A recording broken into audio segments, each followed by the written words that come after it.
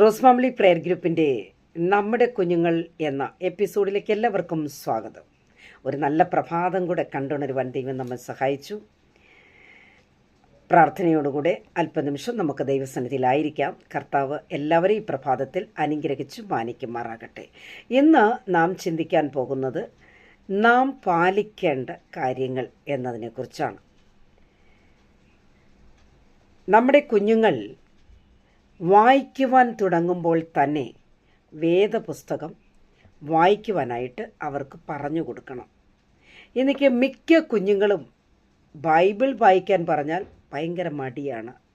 Bible വായിക്കാൻ അവർക്ക് വളരെ ബുദ്ധിമുട്ടാണ്. എന്നാൽ അതേപോലെ തന്നെ മറ്റ് പുസ്തകങ്ങളൊക്കെ കൊടുത്താൽ അവർ വായിക്കും. പക്ഷേ വേദപുസ്തകം വായിക്കാൻ പറഞ്ഞ് ചില കുഞ്ഞുങ്ങൾ മടിച്ച് വായിക്കാറുണ്ട്. എന്നാൽ ഓരോ ദിവസവും മാതാപിതാക്കൾ ശ്രദ്ധിക്കേണ്ടുന്നത് കുഞ്ഞുങ്ങൾ ബൈബിൾ വായിച്ചോ ഇല്ലയോ എന്നതിനെക്കുറിച്ച് നാം അറിഞ്ഞിരിക്കണം, നാം അത് ശ്രദ്ധിക്കണം. അതുപോലെ തന്നെ വേദഭാഗങ്ങൾ കുഞ്ഞുങ്ങളെ മനഃപ്പാഠമാക്കുന്നതിൽ നാം ഒട്ടും മടുത്തു പോകരുത്. അത് തീർച്ചയായും കുഞ്ഞുങ്ങളെ കൊണ്ട് വേദഭാഗങ്ങൾ എന്ത് ചെയ്യണം, മനഃപ്പാഠമാക്കുവാനായിട്ട് ശ്രദ്ധിക്കണം. നമുക്കറിയാമല്ലോ, നമ്മുടെയൊക്കെ ചെറുപ്പകാലങ്ങളിൽ നമ്മൾ പഠിച്ചതാണ് യഹോവ എൻ്റെ ഇടയനാകും. നമ്മൾ ഫസ്റ്റ് നമ്മുടെ മാതാപിതാക്കൾ നമുക്ക് പറഞ്ഞിരുന്ന ഒരു വേദഭാഗമാണത്, യഹോവ എൻ്റെ ഇടയനാകും. നമ്മളത് മറന്നു പോകുന്നില്ല അല്ലേ? അപ്പോൾ നമ്മുടെ ചെറുപ്പകാലങ്ങളിൽ നാം ശീലിക്കുന്ന ഏത് കാര്യമായിരുന്നാലും അതൊരിക്കലും അത് മറക്കുകയില്ല. അങ്ങനെയാണ്. അപ്പോൾ തന്നെ മറ്റൊരു കാര്യം നിങ്ങളോട് പറയുവാനുള്ളത് കുടുംബ പ്രാർത്ഥനയെക്കുറിച്ചാണ്. Family prayer. കുടുംബ പ്രാർത്ഥന എന്ന് പറയുമ്പോൾ തന്നെ മിക്ക കുടുംബങ്ങളിലും കുടുംബ പ്രാർത്ഥന ഒരുമിച്ചുള്ളത് അത് വളരെ റയറാണ്. ഇല്ല, മിക്ക കുടുംബങ്ങളിൽ ഇല്ല. രാവിലെയും വൈകിട്ടും നമ്മൾ കുടുംബ പ്രാർത്ഥനയ്ക്ക് ഒരുമിക്കുന്നത് എല്ലാവരും ഉണ്ടോ? എല്ലാ കുഞ്ഞുങ്ങളായാലും ശരി വലിയവരായാലും ശരി പ്രാർത്ഥനയിൽ സന്ധ്യപ്രാർത്ഥന അല്ലെങ്കിൽ നമ്മുടെ കുടുംബ പ്രാർത്ഥനയിൽ അവരെല്ലാവരും ഒരുമിക്കുന്നുണ്ടോ എന്നത് നമ്മൾ ശ്രദ്ധിക്കണം. അതുപോലെ തന്നെ പ്രാർത്ഥനയുടെ സമയത്ത് മിക്കവാറും കുഞ്ഞുങ്ങൾ മൊബൈൽ നോണ്ടിക്കൊണ്ടിരിക്കുന്നത് കാണുവാൻ കഴിയും. ഒന്നുകിൽ അവർ ടി വിയും കണ്ടുകൊണ്ട് വല്ല ക്രിക്കറ്റ് മാച്ചോ ഇതുപോലൊക്കെ ഉള്ളതൊക്കെ ഇങ്ങനെ കണ്ട് അവർക്ക് എഴുന്നേക്കാൻ പറ്റാതെ ലോക്കായിരിക്കുന്ന ഒരു സാഹചര്യമാണ് അവരിൽ നിന്ന് കാണുവാനായിട്ട് കഴിയുന്നത്. അല്ലെങ്കിൽ ചില കുഞ്ഞുങ്ങൾ കാണാം മൊബൈൽ നോണ്ടി വല്ല ഗെയിംസും ഒക്കെ കണ്ടുകൊണ്ട് ഇങ്ങനെ അതിൽ നിന്ന് അവർക്ക് പുറത്തു വരാൻ കഴിയാതെ അവരിങ്ങനെ ഇരിക്കും. പിന്നെ അടിയൊക്കെ കൊടുത്ത് പിന്നെ വഴക്കുമൊക്കെ പറഞ്ഞാണ് അവരവിടെ നിന്ന് എഴുന്നേൽക്കുന്നത്. അപ്പോൾ മിക്ക കുഞ്ഞുങ്ങളും ഇങ്ങനെയൊക്കെയാണ്. അപ്പോൾ ഇതിനൊക്കെയുള്ള സാഹചര്യങ്ങൾ മാതാപിതാക്കൾ ഒരുക്കി കൊടുക്കരുത്. അത് വളരെയധികം ശ്രദ്ധിക്കണമേ എന്നാണ് ഇന്ന് ഈ പ്രഭാതത്തിൽ നിങ്ങളോട് എനിക്ക് പറയുവാനായിട്ടുള്ളത്. അതുപോലെ തന്നെ കുഞ്ഞുങ്ങൾ ദൈവത്തിൻ്റെ വഴിയിലൂടെ സഞ്ചരിക്കണം, അവരുടെ വഴിയിലൂടെ പോകാനല്ല. അവരുടെ ഇഷ്ടത്തിനല്ല അവർ സത്യത്തിൽ വളർത്തേണ്ടത്, നമ്മൾ പറഞ്ഞു കൊടുത്ത് നമ്മുടെ രീതിയിൽ. അപ്പോൾ നമ്മൾ അങ്ങനെ വരുമ്പോൾ ദൈവത്തിൻ്റെ ഹിതം എന്താണെന്ന് തിരിച്ചറിഞ്ഞ് അവർ ജീവിക്കുവാനായിട്ട് ഇടയായിത്തീരും. അപ്പോൾ ദൈവത്തിൻ്റെ വഴി അവർക്ക് കാണിച്ചു കൊടുക്കണം, പറഞ്ഞു കൊടുക്കണം. അവർ ദൈവ വഴിയിലൂടെ സഞ്ചരിക്കണം. അതാണ് നമ്മൾ അവർക്ക് പറഞ്ഞു കൊടുക്കുന്നത്. മാത്രമല്ല പ്രാർത്ഥനയുടെ സമയം മറ്റുള്ള കാര്യങ്ങളൊക്കെ മാറ്റിവെക്കാൻ പറയണം. മസ്റ്റായിട്ടും പ്രാർത്ഥനയുടെ സമയം നമ്മൾ ദൈവത്തിന് വേണ്ടി മാത്രം വിട്ടുകൊടുക്കണം. ദൈവത്തിന് വേണ്ടി ഉള്ളതായിരിക്കണം പ്രാർത്ഥനാ സമയം, അത് മറ്റു കാര്യങ്ങൾക്കുള്ളതല്ല. ഒരു ഗസ്റ്റ് വരുമ്പോഴാണെങ്കിൽ പോലും നമ്മളത് ശ്രദ്ധിക്കാൻ പോരുത്. ആര് വന്നാലും ശരി പോയാലും ശരി കർത്താവിൻ്റെ നാമത്തിന് വേണ്ടി നമ്മൾ മാറ്റിവെച്ച സമയം അത് കർത്താവിന് തന്നെ കൊടുക്കണം. അങ്ങനെ നമ്മൾ ചെയ്യുമ്പോൾ നമ്മുടെ തലമുറകൾ എന്ത് ചെയ്യും? അനുഗ്രഹിക്കപ്പെടും. നമ്മുടെ തലമുറയെ അങ്ങനെ അനുഗ്രഹങ്ങൾ പ്രാപിക്കുവാനായിട്ട് ഇടയായിത്തീരും. എത്ര പേർ ഇതൊക്കെ ചെയ്യുന്നുണ്ട്? എത്ര പേർ പാലിക്കുന്നുണ്ട്? ഇങ്ങനെയൊക്കെ കുടുംബജീവിതത്തിൽ ഉണ്ടോ? നിങ്ങളതൊക്കെ പാലിക്കുന്നുണ്ടോ? ഇല്ല എന്ന് തോന്നിയാൽ, കുറവായി തോന്നിയാൽ അത് നികത്തി നിങ്ങൾ അത് എത്രയും പെട്ടെന്ന് കുഞ്ഞുങ്ങളിലൂടെ ദൈവത്തിൻ്റെ സ്നേഹം കാണുവാൻ, ദൈവത്തിൻ്റെ കൃപ അനുഭവിക്കുന്നത് കാണുവാൻ ഇടയാകണമെങ്കിൽ നാം അത് പാലിച്ചിരിക്കണം. അപ്പോൾ തന്നെ ദൈവിക സ്നേഹം കുഞ്ഞുങ്ങളിലുണ്ടാകും, ദൈവത്തിൻ്റെ സ്വഭാവം കുഞ്ഞുങ്ങളിലുണ്ടാകും. എന്താ ദൈവത്തിൻ്റെ സ്വഭാവം? താഴ്മ, സ്നേഹം, ഇതൊക്കെ നമ്മുടെ കുഞ്ഞുങ്ങളിൽ കാണുവാൻ തക്കവണ്ണം ഇടയായിത്തീരും. മനസ്സിലായല്ലോ? അപ്പോൾ ഇതൊന്നും ഇല്ലാതെ വരുന്നതിന് കാരണം ദൈവിക സമാധാനം, ദൈവത്തിൻ്റെ സ്നേഹം, ദൈവത്തിൻ്റെ കൃപ കുഞ്ഞുങ്ങളിൽ ഇല്ലാതെ വരുമ്പോൾ കുഞ്ഞുങ്ങൾ ആ പ്രാർത്ഥനയുടെ സമയത്ത് മൊബൈൽ നോണ്ടിയിരിക്കും. എത്ര വിളിച്ചാലും വരിക. ചില കുഞ്ഞുങ്ങൾ നിങ്ങൾ കണ്ടിട്ടില്ലേ സഹോദരങ്ങളെ? ചില കുഞ്ഞുങ്ങൾ പ്രാർത്ഥിക്കാൻ വിളിച്ചാൽ കാണാം കിടന്നുകൊണ്ട് പ്രാർത്ഥിക്കുക. മാതാപിതാക്കൾ നിലത്ത് താണിരുന്ന് പ്രാർത്ഥിക്കുമ്പോൾ ഇവർ കാണാൻ ബെഡിന്മേലെ കയറി ഇരുന്ന് പ്രാർത്ഥിക്കുക.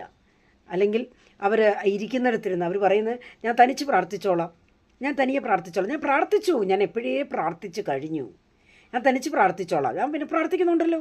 ചില കുഞ്ഞുങ്ങൾ പറയുന്നത് ഞാൻ പ്രാർത്ഥിക്കുന്നുണ്ടല്ലോ. അപ്പോൾ ഇങ്ങനെയൊക്കെ അവരിങ്ങനെ അതായത് എന്താ പറയുന്നത്, തനിയായി പോകുന്ന ഒരു അവസ്ഥയിലൂടെയാണ് അവർ പോകുന്നത്. അങ്ങനെയല്ല. കുടുംബ പ്രാർത്ഥന എന്ന് പറയുന്നത് ഒരുമിച്ച് പ്രാർത്ഥിക്കുന്നത് തന്നെയാണ്. ഒരുമിച്ച് പ്രാർത്ഥിക്കുമ്പോഴാണ് അത്ഭുതങ്ങൾ ഉണ്ടാകുന്നത്, അടയാളങ്ങൾ ഉണ്ടാകുന്നത്. അപ്പോൾ അതുകൊണ്ട് ഇതൊക്കെ നമ്മുടെ കുഞ്ഞുങ്ങൾക്ക് നമ്മൾ നിശ്ചയമായും പറഞ്ഞു കൊടുക്കണം എന്നത് മറന്നു പോകരുത്. ദൈവകൃപയില്ലാതെ വരുമ്പോൾ, ദൈവമായിട്ട് യാതൊരു ബന്ധമില്ലാതെ വരുമ്പോഴാണ് കുഞ്ഞുങ്ങളിൽ അനാവശ്യമായ കൂട്ടുകെട്ടുകൾ ഉണ്ടാകുന്നത്, ദൈവഹിതമല്ലാത്ത കൂട്ടുകെട്ടുകൾ ഉണ്ടാകുന്നത്. നിങ്ങൾ വിചാരിക്കുന്നുണ്ട് നമ്മുടെ കുഞ്ഞുങ്ങളൊക്കെ സ്കൂളിലൊക്കെ പോയി അടങ്ങിയിരിക്കുമെന്നാണ് നിങ്ങൾ വിചാരിക്കുന്നത്? കുഞ്ഞുങ്ങളൊക്കെ അനാവശ്യം നമ്മളറിയാത്ത കൂട്ടുകെട്ടുകളൊക്കെ നമ്മുടെ കുഞ്ഞുങ്ങൾക്കുണ്ടാകുന്നത്. എന്തുകൊണ്ടാണ് അങ്ങനെ ഉണ്ടാകുന്നത്? ദൈവിക കൃപ, ദൈവത്തിൻ്റെ സമാധാനം അവരിൽ ഇല്ലാതെ വരുമ്പോഴാണ്, അവർക്ക് ആ ദൈവത്തെക്കുറിച്ചുള്ള തിരിച്ചറിവും ബോധവും ഇല്ലാതെ വരുമ്പോഴാണ് അവർ മറ്റ് കൂട്ടുകെട്ടുകൾ തേടിപ്പോകുന്നത്. ഇല്ലെങ്കിൽ നമ്മുടെ കുഞ്ഞുങ്ങൾ അവരെ മറ്റു കൂട്ടുകാരെ അനാവശ്യമായിട്ട് കെട്ടുന്ന അല്ലെങ്കിൽ കൂട്ടുണ്ടാകുന്ന കുഞ്ഞുങ്ങളോട് പറഞ്ഞു കൊടുക്കണ്ടേ? അവർക്ക് ഈ ബോധം ഉണ്ടാകണം. ഫസ്റ്റ് ഓഫ് ഓൾ ദൈവം അവരിലുണ്ടാകണം, ദൈവത്തിൻ്റെ കൃപ അവരിലുണ്ടാകണം, ദൈവത്തിൻ്റെ ആ സ്വഭാവം ആ കുഞ്ഞുങ്ങളിൽ ഉണ്ടാകുമ്പോൾ അവർ നിശ്ചയമായും ആ മോശമായ കൂട്ടുകെട്ടുകളിൽ അവർ ബന്ധപ്പെടുകയില്ല. അവരെ കൂടെ തിരുത്തി ആ ദൈവഭാഗത്ത് കൊണ്ടുവരാനായിട്ട് ശ്രമിക്കും. ഇങ്ങനെയാണ് നമ്മുടെ കുഞ്ഞുങ്ങൾ ചെയ്യാറുള്ളത്. ഞാനിത് പറയുമ്പോൾ എൻ്റെ ഒരു അനുഭവം കൂടെ ഞാൻ നിങ്ങളോട് പറയുന്നത് നിങ്ങൾക്ക് വലിയൊരു നന്മയും അനുഗ്രഹമായി മാറുമെന്ന് ഞാൻ വിശ്വസിക്കുന്നു. എൻ്റെ സഹോദരങ്ങളിൽ ഞങ്ങൾ 6 പേരാണ്. എനിക്ക് എൻ്റെ കൂടെ എൻ്റെ സഹോദരങ്ങളെന്ന് പറയുന്നത്, എനിക്ക് ഒരനിയത്തിയാണ്, ഒറ്റ സഹോദരിയേ ഉള്ളൂ. 4 സഹോദരന്മാരാണ് എനിക്കുള്ളത്. ഞങ്ങൾ 6 പേരും ഉള്ളപ്പോൾ, കൊച്ചു കുഞ്ഞുങ്ങളായിരിക്കുമ്പോൾ തന്നെ ഞങ്ങളുടെ പിതാവ് ഞങ്ങൾ 6 പേരെയും കൂടി ഇരുത്തിക്കൊണ്ട് സന്ധ്യപ്രാർത്ഥനാ സമയത്ത് എന്നും നിത്യം, അല്ല ഒരു ദിവസത്തെ കാര്യമല്ല, എല്ലാ ദിവസവും വേദപുസ്തകം വായിച്ച് അതിൽ നിന്ന് ഒരു 1/4 മണിക്കൂറെങ്കിലും ദൈവവചനം ഞങ്ങളോട് പറഞ്ഞതിന് ശേഷമാണ് പ്രാർത്ഥിക്കാനായിട്ട് പോകുന്നത്. എപ്പോഴും എല്ലാവരെയും കൊണ്ട് പ്രാർത്ഥിപ്പിച്ചിട്ട് അങ്ങനെയാണ് പോകുന്നത്. അതുപോലെ തന്നെ ആഹാരം ഞങ്ങളെല്ലാവരും കഴിക്കാനായിട്ടിരിക്കുന്ന സമയത്ത് എന്ത് ചെയ്യുന്നറിയാമോ, ഞങ്ങളുടെ 6 പേരുടെയും കയ്യിൽ ഓരോ ഉരുള ഉരുട്ടി തന്നിട്ട് ലാസ്റ്റ് ഒരു ഉരുള ഞങ്ങളുടെ മാതാവിന് മാറ്റി വെച്ച് അല്ലെങ്കിൽ വിളിച്ചു കൊടുത്തിട്ടാണ് ഞങ്ങളുടെ പിതാവ് കഴിക്കുന്നത്. അങ്ങനെയാണ് അദ്ദേഹം ചെയ്തുകൊണ്ടിരുന്നത്. ഞങ്ങൾ കുഞ്ഞുങ്ങളായിരിക്കും മുതലേ ഞങ്ങളിത് കണ്ടു വളർന്നവരാണ്. എത്ര കുടുംബങ്ങൾ ഇങ്ങനെയൊക്കെ ചെയ്യാൻ കഴിയും? അതുപോലെ മറ്റൊരു കാര്യം കൂടെ പറയാതിരിക്കാൻ കഴിയത്തില്ല. ഇത്രയും പേര് കഴിച്ചു കഴിയുമ്പോൾ ചിലപ്പോൾ ഒരു സമയം വല്ല ഗസ്റ്റോ ആരെങ്കിലുമൊക്കെ വീട്ടിൽ വന്നു കഴിയുമ്പോൾ നമ്മുടെ അല്ലെങ്കിൽ ഞങ്ങളുടെ അമ്മച്ചിക്ക് ആഹാരം ചില സമയം കിട്ടാതെ വന്നിട്ടുണ്ട്. കിട്ടാതെ വരുമ്പോൾ ഞങ്ങളുടെ പിതാവ് ഇതെല്ലാം കണ്ടിരുന്നിട്ട് എന്ത് ചെയ്യുന്നറിയാമോ, വെളിയിൽ കൊണ്ടുപോയി ആഹാരം മാതാവിന് വാങ്ങിക്കൊടുത്ത് ഞങ്ങൾ കണ്ടിട്ടുണ്ട്. കാരണം എന്തറിയാം, അപ്പോൾ പോലും എല്ലായിടത്തിലും എല്ലാ ശ്രദ്ധയും ആ പിതാവിനുണ്ടായിരുന്നു. നമ്മുടെ കുഞ്ഞുങ്ങളെല്ലാവരും കഴിച്ചോ, നമ്മുടെ കുഞ്ഞുങ്ങളെല്ലാവരും പ്രാർത്ഥിച്ചോ, പാട്ടുപാടിയോ, ആരെങ്കിലും പാടാതുണ്ടോ, പ്രാർത്ഥിച്ചോ, ഇതൊക്കെ ശ്രദ്ധിക്കുമായിരുന്നു. അപ്പോൾ ഇതെല്ലാം ശ്രദ്ധിച്ചെങ്കിൽ മാത്രമേ ആ കുടുംബം ശരിയാകത്തുള്ളൂ. അതുപോലെ തന്നെ പ്രാർത്ഥിച്ച് എല്ലാവരും കിടന്നുറങ്ങും. രാത്രിയുടെ യാമം ആകുമ്പോൾ ഞങ്ങളുടെ ഡാഡി നല്ല ഒരു ദർശനം കാണും, എല്ലാവരെയും എഴുന്നേൽപ്പിക്കും. എത്ര കുടുംബങ്ങൾ ഇങ്ങനെയൊക്കെ ഉണ്ട്. എല്ലാവരെയും എഴുന്നേൽപ്പിക്കും. പ്രാർത്ഥിച്ചു ഞാൻ ഒരു ദർശനം കണ്ടു എന്ന് പറയുമ്പോൾ, അല്ലെങ്കിൽ ചില സമയം പ്രസംഗിക്കുന്നത് പോലെ സ്റ്റേജിൽ പ്രസംഗിക്കുന്നതായിട്ടൊക്കെ ദർശനം കാണുകയോ പ്രസംഗിക്കുകയൊക്കെ ചെയ്യുമായിരുന്നു. അപ്പോൾ അന്യഭാഷ പറയും. രാത്രി ഉറക്കത്തിലൊക്കെ അന്യഭാഷ പറഞ്ഞ് ഞങ്ങൾ കേട്ടിട്ടുണ്ട്. ഞങ്ങളെല്ലാവരും ചാടി എഴുന്നേൽക്കും. ഞങ്ങളെല്ലാം ഇവിടെയൊക്കെ ആയിട്ട് കിടന്നുറങ്ങല്ലേ, എല്ലാവരും എഴുന്നേൽക്കും. രാത്രി 1 മണിയാലും ശരി 2 മണിയാലും ശരി എഴുന്നേറ്റിരുന്ന് പ്രാർത്ഥിക്കും, ഒരുമിച്ചിരുന്ന് പ്രാർത്ഥിക്കുമായിരുന്നു. പ്രിയരെ, അന്ന് ഞങ്ങളൊക്കെ അങ്ങനെ പ്രാർത്ഥിച്ചതിൻ്റെ ഫലമായിട്ടാണ് ഇന്ന് ഞങ്ങൾ ദേശത്തിൻ്റെ നാനാഭാഗങ്ങളിൽ ഞങ്ങളായിരിക്കുന്ന എല്ലാവരുമേ ആത്മീയരായി തന്നെ ഞങ്ങളുടെ പിതാവ് ഞങ്ങൾക്ക് കാണിച്ചു തന്ന മാതൃകയിലൂടെ തന്നെയാണ് ഇന്നും ഞങ്ങളെല്ലാവരും കടന്നു പോകുന്നത്. ഇത് എൻ്റെ ഈ ശബ്ദം കേൾക്കുന്ന മാതാപിതാക്കളാകട്ടെ കുഞ്ഞുങ്ങളാകട്ടെ നിങ്ങൾക്കൊരു അനുഗ്രഹമായി മാറും. നമ്മുടെ കുടുംബം അനുഗ്രഹമായി തീരണമെങ്കിൽ യോശുവ പറഞ്ഞതുപോലെ ഞാനും എൻ്റെ കുടുംബവും ഞങ്ങൾ യഹോവയെ സേവിക്കുമെന്ന് പറയണമെങ്കിൽ നിശ്ചയമായും നമ്മുടെ ഭവനത്തിൽ പ്രാർത്ഥന ഉണ്ടാകണം. പ്രാർത്ഥന ഇല്ലാതെ വന്നു കഴിഞ്ഞാൽ നിശ്ചയമായും നമ്മൾ ഈ പറയുന്ന അനുഗ്രഹങ്ങളൊന്നും നമ്മളെ തേടി വരികയില്ല, നമ്മുടെ ജീവിതത്തിൽ നന്മയുണ്ടാകത്തില്ല.